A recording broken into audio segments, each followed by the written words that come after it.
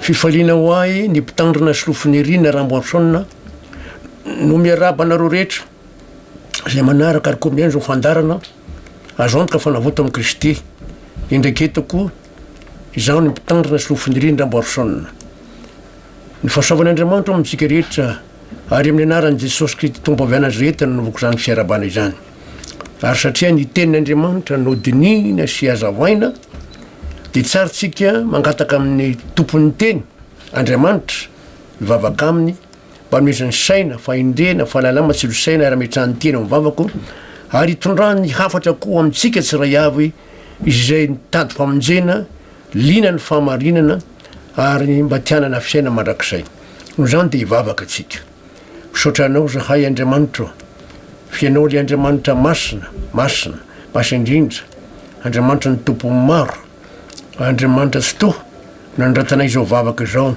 dia manantena saina fahendrena fahalalana avy aminao ary koa ametraka ny teny mivavako mba hitondro zany amin'ny olona mba andraisany ny hafatra sy ny fahamarinana mba ampiorona ny finoany ary koa mba nana fiaina mandrakizay amin'ny alalan'i Jesôsy Kristy tompo dia ho anao ny dera saotra ny voninahitra amin'izany satria ianao no tompon'ny teny amin'ny anaran'i Jesôsy Kristy tompo saotra Andriamanitra amen alleluia efa nydinihitsika teto hiteny mombany amin'ny Jesôsy Kristy tompo dia mbola toizantsika izany satria misy teny ambara ao amin'ny Jaona toko 4:12 Jaona 4:12 ny andininy fahaenina Jaona 4:12 ny andininy fahaenina minaran'i Jesôsy manao hoe hoy Jesôsy taminy zaho no lalana sy fahamarinana ary fiainana tsy misy olona mankany amin'ny ray afa-tsy amin'ny alalako raha dininy zany tena zaho no lalana raha Jesôsy ny lalana dia tokony ao amin'i Jesôsy zantsika ary zay natonga ny Teandriamanitra amin'ny Toriteny voalohany toko voalohany andininy 7:20 sy ny 30 Toriteny voalohany toko voalohany andininy 7:30 manao hoe amin'ny anaran'i Jesôsy Toriteny voalohany toko voalohany andininy 7:30 sy 30 Toriteny voalohany toko voalohany andininy 7:30 amin'ny anaran'i Jesôsy manao hoe mba tsy hisy nofo mahazo mirereo natria Andriamanitra fa avy aminy no nanaovana anareo ho ao amin'ny Kristy Jesôsy zay nataon'Andriamanitra fahendrena fahamarinana sy fanavotana ho antsika Jesôsy tsy hoe lalana ihany na fahamarinana na fiainana hoy Jesôsy te eto hoe mba tsy hisy olona mahazo mirereo natria Andriamanitra fa avy aminy no izy no fahamarinana fahamasina ary fanavotana ho antsika nataon'Andriamanitra atao amin'i Jesôsy tsika mba tanteraka zany satria izao ny lalana sy fahamarinana ho Jesôsy ary fiainana dia tsy maintsy apetraka ao amin'i Jesôsy tsika mba ahitantsika ny lalana zany hoe ahitantsika ny Jesôsy ary efa ao amin'i Jesôsy tsika dia misy ratra tanteraka ao amintsika satria amin'ny Korintiana voalohany toko voalohany io ihany Korintiana voalohany toko voalohany andininy 3:4 misy teny toy izao Korintiana voalohany toko voalohany andininy 3:4 amin'ny anaran'i Jesôsy manao hoe fa zay kosa mitora ny Kristy vohomby tamin'ny hazo fijaliana dia fatafitroenana amin'ny jiosy ary fahadalana amin'ny jentilisa fa amin'izay voantsy kosa na jiosy na jentilisa dia Kristy izay herin'Andriamanitra sy fahendren'Andriamanitra rehefa tonga ao amin'i Jesôsy ny olona anankiray napetraka Andriamanitra ao dia mahazo hery satria Jesôsy ny herin'Andriamanitra ary mahazo fahendrena satria Jesôsy ny fahendren'Andriamanitra zaho ny lalana ho Jesôsy fa maintsy tapetraka ao amin'i Jesôsy ny olona dia izy ny nitarika azy izy ny lalana ary raha izy ny lalana dia misy tenin'Andriamanitra milaza toy izao amin'ny Jaona voalohany toko 2 Jaona voalohany toko 2 andininy fahaenina Jaona voalohany toko 2 andininy fahaenina amin'ny anaran'i Jesôsy manao hoe zay milaza fa mitoetra ao aminy izy dia tsy maintsy mandeha toy zay nandehanany koa ho Jesôsy hoe zaho ny lalana sy fahamarinana ka zay milaza fa mitoetra ao aminy zany napetraka Andriamanitra ao amin'i Jesôsy dia mandeha araka ny fiainana satria Jesôsy mihitsy no mitondra ny fiainany Jesôsy mihitsy no mamisy saina ny fahendrena azy ary zay no mahatonga ny teny hoe zay milaza fa mitoetra ao aminy tsy maintsy mandeha toy zay nandehanany koa mandeha araka ny sitrapon'Andriamanitra ary zay no nahatonga ny Jesôsy ny laza toy izao amin'ny Matteo Mateo toko fafito andiny raiky am'roapolo ka hatramin'ny telo am'roapolo. Mateo toko fafito andiny raiky am'roapolo ka hatramin'ny telo am'roapolo amin'ny anaran'i Jesosy manao hoe tsy izy rehetra manao amiko hoe tompoko no hiditra amin'ny fanjakan'ny lanitra fa zay manao ny sitrapony raiky zay ny an-danitra. Tsy izy rehetra mivavaka rehetra zay tsy miantso anaran'i Jesosy rehetra kory de tafiditra ny fanjakan'Andriamanitra fa zay manao ny sitrapon'Andriamanitra ihany. Ary sitrapon'Andriamanitra de ato amin'ity baiboly ity. De zao mivolaza amin'ny 20 maro nanao amiko amin'izany andro zany hoe tompoko tsy efa naminany taminareo va zahay, tsy efa namoaka demini taminareo va zahay, tsy efa nao be taminareo va zahay. De ambarako amin'ny marimarina hoe tsy mba fantatra kory ianareo hatretrainy mila amiko anareo mpinomeloko. Aza de variana hoe mivavaka fomba ray fanasan'ny tompo ao vita batisa ao tsara daholo zany fa saingy zao fanaraka amin'ny fahamarinana ve zay manao ny sitrapony raiky zay ny an-danitra hoy Jesosy arato ny sitrapony. Za zao manontany ny olona matetika satria miloza le olona hoe ao amin'i Jesosy satria zay mihitsy nylazain'ny baiboly araka nyvoalazan'ny Korintiana faharoa satria Andriamanitra mihitsy nametraka ny olona ao amin'i Jesosy. Korintiana faharoa toko fadimy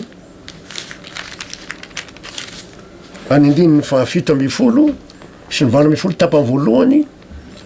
Korintiana faharoa toko fadimy andiny fito amby folo sy valo amby folo tapany voalohany amin'ny andiny valo amby folo amin'ny anaran'i Jesosy Kristy tompo manao hoe koa raha misy olona ao amin'ny Kristy de olom-baovao izy efa lasa ny zavatra taloha ndreo fa tonga vaovao reo fa zany rehetra zany dia avy amin'Andriamanitra. Avy amin'Andriamanitra natonga ny olona ao amin'i Jesosy. Avy amin'Andriamanitra natonga ny olona ao amin'i Jesosy ka hovany Jesosy olom-baovao fanaraka amin'ny teny Andriamanitra araka ny fiainana. Zao ny lalana sy fahamarinana ary fiainana.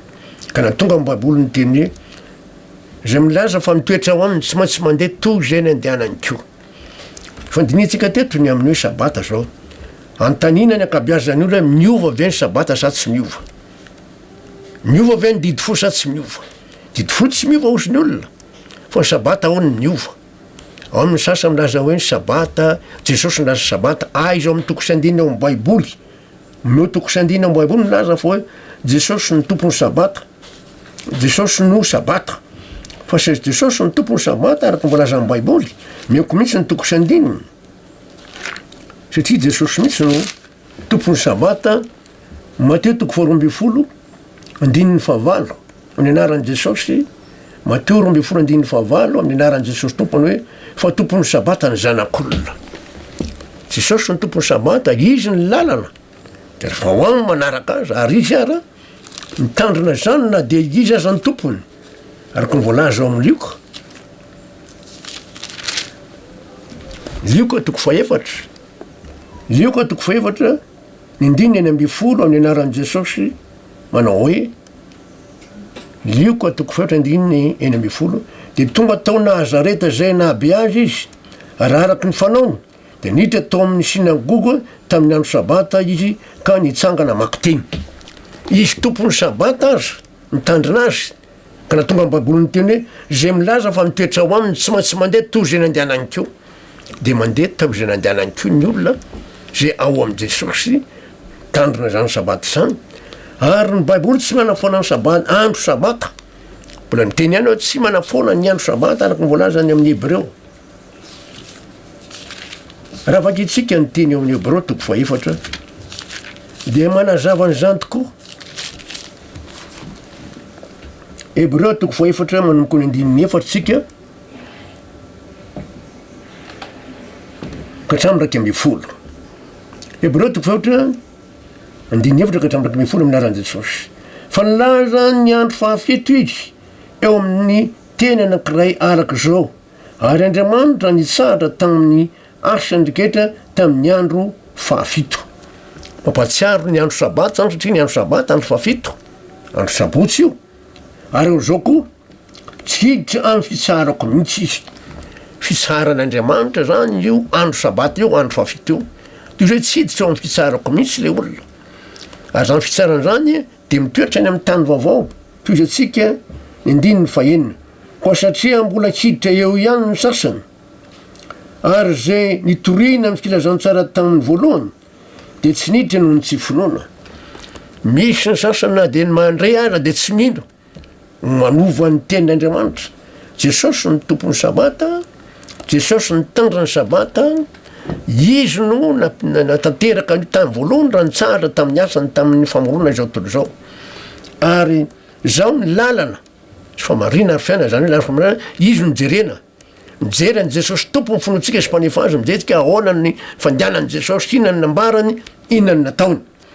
Raha afaka itsika ny toany de misy teny toy zao, andiny ny fafito, de mametra andro anankiray indray izy, na de efa ela toy zany azy, milaza ao amin'ny Davida hoe anio raha iainony, anio araky ny voalaza teo hoe anio raha kian'ny feony ianareo, aza manamafo ny fonareo.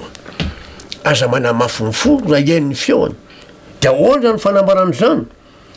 De nambarany eo amin'ny andininy fahavalo hoe amin'ny anaran'i Jesosy, fa raha Jesosy nanome azy fitsarana, raha Jesosy nanome azy sabata. De zao, de tsy mba ho nilaza andro hafa izy ny tao aoriny zany. Tsy laza mihitsy izy. Andininy fahasivy, koa dia mbola misy sabata fitsarana ho an'ny olon'Andriamanitra. Mbola misy any le sabata fitsarana ho an'ny olon'Andriamanitra. Fa nahoana moa? Fa nahoana? Jesosy nge nilaza izay milaza fa mitoetra ho aminy tsy maintsy mandeha toy izay ndehanany keo. Hoy ny andininy fahasivy, koa dia mbola misy sabata fitsarana ho an'ny olon'Andriamanitra. Andininy fahafolo, fa zay niditra atao amin'ny fitsakarany, zany hoe nitandrina zany sabata zany andro fafito any, de izy koa no nisahatra tamin'ny asany tahaka an'Andriamanitra tamin'ny asy. Nisahatra Andriamanitra tamin'ny andro fafito, ka raha niditra amin'izany fitsarana zany keo ilay olona, de nisahatra tahaka an'Andriamanitra tamin'ny asy. De hoy ny andininy faharaiky amby folo, mianaran'i Jesosy, koa aoka isika hazoto hiditra amin'izany fitsarana izany. Aoka tsika zany hazoto hitandrina zany sabata izany. Zay andro fafito saboto, fandrao, misy olona latsaka amin'ny tsy finoana tahaka zany keo. Misy olona latsaka amin'ny tsy finoana. Misy aza milaza fa hoe ny andro rehetra ony a, lahady latsainy talata labila kamisy zoma sabotsy zay sabata daholy. Tsy misy an'izany atao amin'ny baiboly tompoko. Diso zany. Tsy milaza an'izany mihitsy Andriamanitra. Ary mitsy milaza koa hoe Jesosy ndray ny lasa sabata. Aha, Jesosy no manome fitsarana. Makanesa tiamiko andreo zay miasa fatra sy mavitritra fa zany anome anareo fitsarana. Zay ny tenin'i Jesosy. Fa tsisy ny sabata, izy no manome le fitsarana. Ary asainy mitandra sabata no ladininy eto amin'ity teny ety. Zao ny lalana sy fahamarinana. Raha izy ny fahamarinana, de zay mihitsy ny tenin'Andriamanitra, avelitsika le tenin'Andriamanitra tao amin'ny Jaona voalohany toko faharoa, andininy fahaenina, amin'ny anaran'i Jesosy hoe zay milaza fa mitoetra ho aminy izy, de tsy maintsy mandeha toy zay nandehanany keo. Tsy maintsy nandeha toy zay nandehanany keo. Jesosy nge mifadianiny. Mila mifadiana ny olon'Andriamanitra. Jesosy mivavaka amin'ny tokana. Raha ka ny tendrombohitra izy, tsy olona marobe miaraka tampiana izy, ndao hiaraka ny tendrombohitra tsika ry zalahy. Ndao tsika hiaraka ny tendrombohitra hiaraka hivavaka. Fa nalefa mihitsy ny mpianatra ndana alohanareo mandeha. Hita ao Matio zany. Betsaka ny mety tsy malana zay fa tsy miaraka betsaka zany mihitsy. Ary fahasoavana amonjenantsika amin'ny finoana. Ary tsy avy amintsika zany fa fanomezana avy amin'Andriamanitra. Zao ary ny voalaza ao amin'ny Mateo 4:10 rehefa voazara le mofo menakana ny olona rehetrarehetra. Satria voalaza ny andininy 20 sy ny 1:20 manao hoe amin'ny anaran'i Jesosy, ary ninana avokoa izy rehetra ka dia voky, ary nangonina ny tsombotsombony sisa tsy lany, ka dia nahafiaino arona 12, ary zay ninana de tokony ho 10,000 lahy, afatsy ny zazam-behivavy. Ampina raha 10,000 ampitongona 2 zay a, de ray alina. De 10,000 sy ray alina zany. De toizantsika ny 9:20. Ary niaraka tamin'izay, de nanerin'ny mpianatra iondrina ny tsambo kely Jesosy ka hita eo alohany ho eny ampita mandra-paniravany ny vahoaka. Ravana alefa ny olona ny mpianany. De ao izy ny 9:30. Ary rehefa noravaniny ny vahoaka, de niakatra tao amin'ny tendrombohitra izy mba hitokana hivavaka, ary no hariva ny andro de nitoetra irery teo izy. tsy miaraka ampianatra ao any an-tenimbohitra miaraka mivavaka be de mizany Jesosy azay natonga azy ny teny hoe midira ao amin'ny efitranonao ka rehefa voarindrinao ny efitranonao moa de mivavaha am'rainao zao mangingina fa ny rainao zay mangingina no hamaly anao mazava de mazava lana sy fahamarinana ary fiainana de tahaka zany koa resaka hoe batisa raha mamaky ny baiboly tsika de misy olona mampianatra hoe rehefa atao batisa ny olona de ny fahotana no alevinao amin'ny ranony batisa ahoana izy ny soratra masina Kolosianina toko faharoa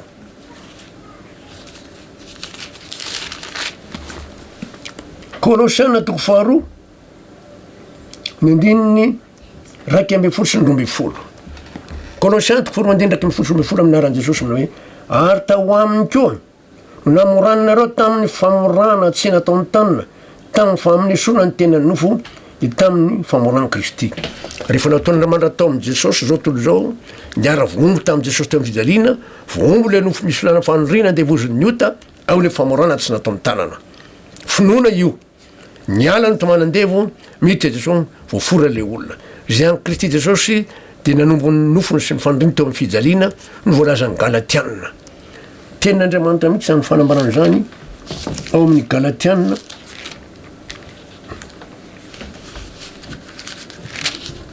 toko fadimy andiny efatra amby roapolo Galatiana toko fadimy andiny efatra amby roapolo aminaran'i Jesosy fa zay any Kristy Jesosy de efa nanombo ny nofony mba mifandriny sy mifirany teo amin'ny fijaliana voombo le olona araky ny nofo zay le famorany tsy natao amin'ny tanana vererantsika ny Kolosianina toko faharoa ny andininy faharoa amby folo fa niarana levina taminy ianareo tamin'ny batisa amin'ny batisa niaraka nalevina tamin'ny Jesosy anaty rano le olona satria niara-vomy tamin'i Jesosy izy niara-maty tamin'i Jesosy de zay mivolaza ato andiny roa amby folo hoe Kolosianina toko faharoa ty ny andiny roa amby folo mazava tsara hoe fa niarana levina taminy ianareo tamin'ny batisa zay niarahanareo natsangana taminy keo no ny finoana ny as'Andriamanitra zay nanangana azy tamin'ny maty mialala mibatisa satria niara-vombo amin'i Jesosy loha niara-maty amin'i Jesosy de mibatisa manambara fa hoe niarana levina tamin'i Jesosy ty izy ary fa mivoaka avy ao anaty rano izy de sany hoe natsangana ho tonga zanak'Andriamanitra indray satria tamin'ny fitsangana Jesosy tamin'ny maty de nahariarin'Andriamanitra fa zanany Jesosy raha vao vita batisa izy aloha de efa nisy feo avaly an-danitra hoe ty ny zanako malalako resitrako izy noenoy kanefa namafisiny zany amin'ny Romanina toko voalohany Romanina toko voalohany andiny voalohany ka hatramin'ny faefatra misy teny toy zao ny anaran'i Jesosy Romanina toko voalohany andiny voalohany ka hatramin'ny faefatra ny anaran'i Jesosy tompo manao hoe Paoly mpanompon'i Jesosy Kristy voantso apôstôly n'Andriamanitra zay nampolazainy mpaminany raha teo amin'ny soratra masina ny amin'ny zanany zay nateraka avy tamin'ny taranaka Davida araky ny nofo ary naseho tamin'ny kely ho zanak'Andriamanitra araky ny fanahin'ny fahamasinana tamin'ny nitsanganany tamin'ny maty de Jesosy Kristy tombotsika zao tsany andininy faefatra ary naseho tamin'ny kely ho zanak'Andriamanitra Jesosy zany araky ny fanahin'ny fahamasinana tamin'ny fitsanganana tamin'ny maty de Jesosy Kristy tombotsika jereo fa raha vao niala tao amin'ny rano batisa Jesosy de nisy feo ny teny hoe ity no zanako malalako zay sitrako de namafisin'Andriamanitra namarininy tamin'ny fitsanganany Jesosy tamin'ny maty zany tamin'ny fitsanganany tamin'ny maty de naseho miarary fa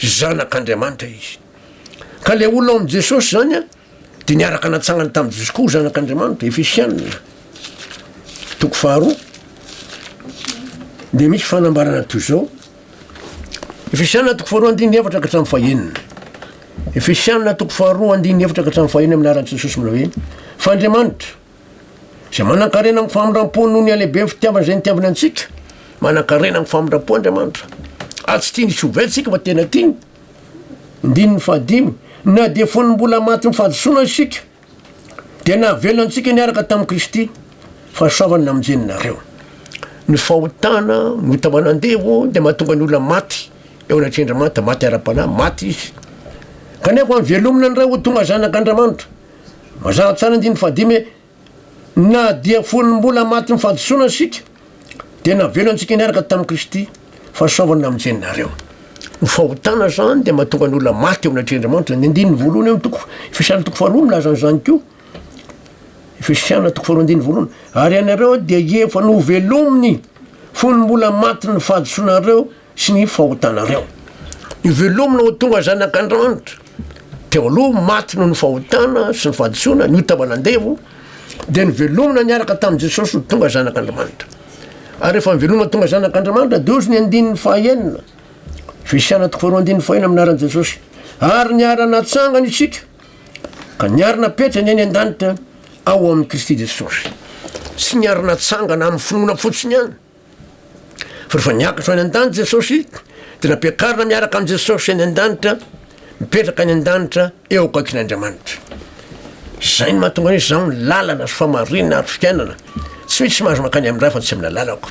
Afaka manatitra an'Andriamanitra eo akaikin'Andriamanitra ao amin'ny Jesosy. Ary tsy izay ihany. Zaho ny lalana sy fahamarinana ary fiainana, Jesosy ny fiainana.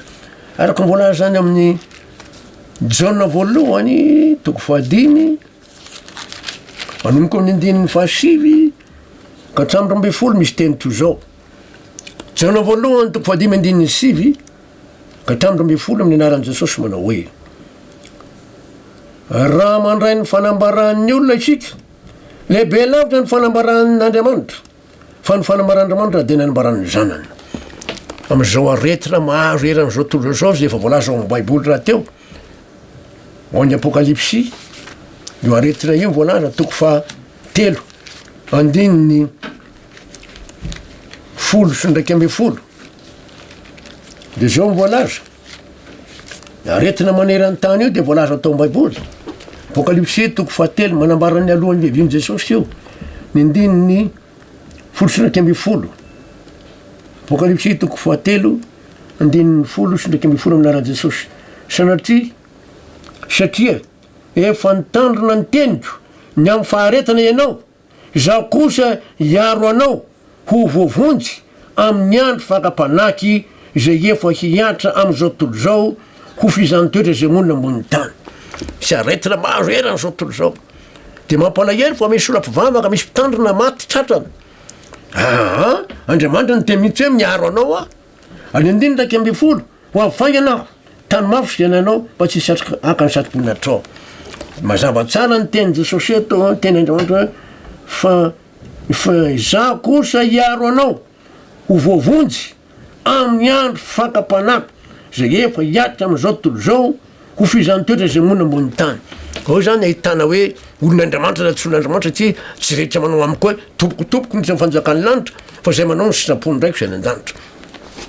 Voaro ny olona amin'ny Jesosy. Any Salamy 1:20 andininy sy ny teny hoe sy atranao zany atsiditra amin'ny antranonao ny aretina. Tsara ihany angamba ny amakinana zay satria maro ny olona no tsy mahalala an'izay satria tena arovan'Andriamanitra mihitsy ny olony ka tsy mahazo ny olon'Andriamanitra mihitsy tena le olo amin'ny Jesosy ny tiako resana hoe olon'Andriamanitra le tena zanak'Andriamanitra. Salamy 1:20 andininy 10 sy ny 12 aminaran'i Jesosy. De tsy hisy loza anjoanao na aretina nakaiky ny lainao, fa izy andidiny anjeliny aminao mba hiaro anao eny amin'izay rehetra aleanao. Tsisy arety tafiditra mihitsy. Raha mamaky io Salamy 1:20 anao de tena misy aretina maneran'ny tany mihitsy. Fa zao ny zanak'Andriamanitra, ny olona amin'ny Jesosy. Olona amin'ny Jesosy ndresahako fa tsy olona mpivavaka fotsiny. Ny olona mpivavaka mantsy mety tsy manaraka ny ten'Andriamanitra araka ny teny Jesosy hoe tsy rehetra manao amiko hoe tompotompoky ny fanjakana fa zay manao ny sapony ndraiky zay ny an-danitra. De eo tsika de mahita tsara mihitsy timy Jaona voalohany toko 5 andininy 7 ka hatramin'ny 12 hoe mamaky tsika zao. Raha mandray ny fanambaran'ny olona isika de lehibe lavitra ny fanambaran'Andriamanitra, fa ny fanambaran'Andriamanitra dia nanambaran'ny zanany. Ao Jesosy mifanatrisana fiarovana amin'ny aretina ary manampy antsika amin'izao fiainana izao, tonga antsika ana fiainana manakizay. Zay mino ny zanak'Andriamanitra no manana fanambarana ao anatiny. Zay tsy mino an'Andriamanitra dia efa nampandainga azy satria tsy mino ny fanambarana zay nambaran'Andriamanitra ny zanany izy. Misy olona vo amin'ny coronavirus dia anaovana vavaka metrahan-tany amin'ny anaran'i Jesosy dia afaka dia sitra. Dokotera ohatrany tsy mino an'izany, fa zay dokotera nahita an'izay kosa dia nino de nandefa ny olona ty aminay hoe ireny anao vavavaky reny olony regny de sitrana le olona ary betsaka ny tsy de minao zay kanefa teny zay nahita ihany ary misy dokotera efa nahita de nino ary misy ana dokotera rehefa nino fa za io de miala na madoky fa lasa mitory ny filazantsara toratsika ny andininy faraky mifolo ary zany fanambaran'Andriamanitra zany fiainana mandrak'izao amin'ny men'Andriamanitra antsika ary eo amin'ny zanany zany fiainana izany zay manana ny zanaka no manana ny fiainana fa le tsy manana ny zanak'Andriamanitra no tsy manana ny fiainana ao amin'i Jesosy ny fiainana izy no manana ny fiainana azay na tonga Andriamanitra nanome antsika an' Jesosy zay milaza fa mitoetra ao amy izy tsy maintsy mandeha toy zay anany ko tsy maintsy mandeha toy zay nandehanany ko satria ao amin'i Jesosy izy ary nitandriny sabata izy natao batisa izy asoka anaty rano ary manaraka amin'ny fahamarinana ao amin'ny baiboly mihitsy ary rehefa ho avy Jesosy aza misy antra mampatahotra atao misy Isaia 9:20 ohatrany tsy de raha iny olona loatra fa manambara ny amin'ny fiverenan'i Jesosy izy io ary zao zay fanambarana zany Isaia 9:20 any andininy 10:10 ka hatramin'ny 7:10 ovakitsika amin'ny anaran'i Jesosy Kristy tompo zany Isaia 9:20 andininy 10:10 hatramin'ny 7:10 amin'ny anaran'i Jesosy manao hoe fa indro Iave ho avy amin'ny afo ary tahaka ny tadino kalitsiny mba hanao fahamarinana amin'ny fahatezera amin'ny rehetra sy ny tenena mafy amin'le lafo fa ny afo sy ny samba no ety ny Iave hifandahatra amin'ny nofo rehetra ary ho maro ny voaringany Iave amin'ny fiverenan'i Jesosy zany zay manamaritra sy manadio ny tenany tamboly reo mpaminany sandoka zany reo olona manompo sampo zany reo mpamosavo na sorcière ny tamboly ka na sorcier ka manaraka ny ray afovoany ary mihinana ny henan-kisoa sy ny zava-betaveta ary nytotozy de arako levina avokoa Iave le olona mihinana ny henan-kisoa sy ny zava-betaveta ary nytotozy voalaza amin'ny baiboly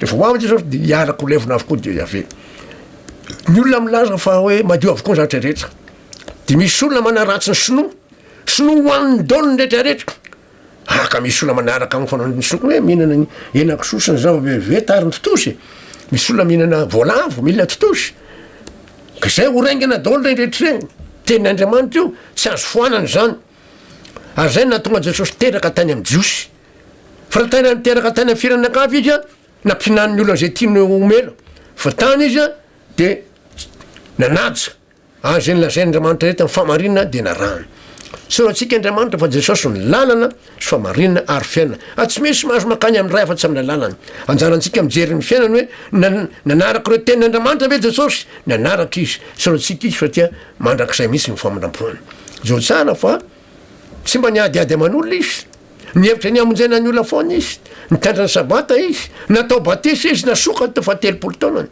zany hoe olo efa arisaina tsara ary koa tany amin'ny firenena zay nanaraka ny Andriamanitra amin'ny zava-pihinana izy fa de tsy ninona reo zava-padina mihitsy satria nahoana zay mihinana henan-kisoa sy ny zava-betaveta ary totozy de mbola ho levona avokoa iarako levona koa zany rehefa ho avy Jesosy tenin'Andriamanitra io tsy azo foanana ka teny hoe tsy izy tsony io manambara ny fiheviny Jesosy mihitsy io ho avy mihitsy izy ka de anjarantsika ny mino ny tenin'Andriamanitra ary atoko fa zao tsy miova mihitsy ny baiboly akoatra ny tandindona manambarany amin'ny Jesosy vomba amin'ny fidaliana rehefa manao zanak'ondry raha vao omy Jesosy nitsahatra regny fa ny sisa kosa tsisy nitsahatra an'Andriamanitra voninahitra mandrak'izay ny famindram-pony amen ivavakytsika sotranao zay Andriamanitra ny famindram-ponao amin'ny teny zay omenao anay fa soavanao nge hitosaka amin'ny ndraika ndray ny teny ary kino mba ho vovontsy ty efa ho avy Jesosy misy eo fizantoetra maneran-tany amin'izany aretina karazany rehetra zao ary misy aretina tsy sitrapanafody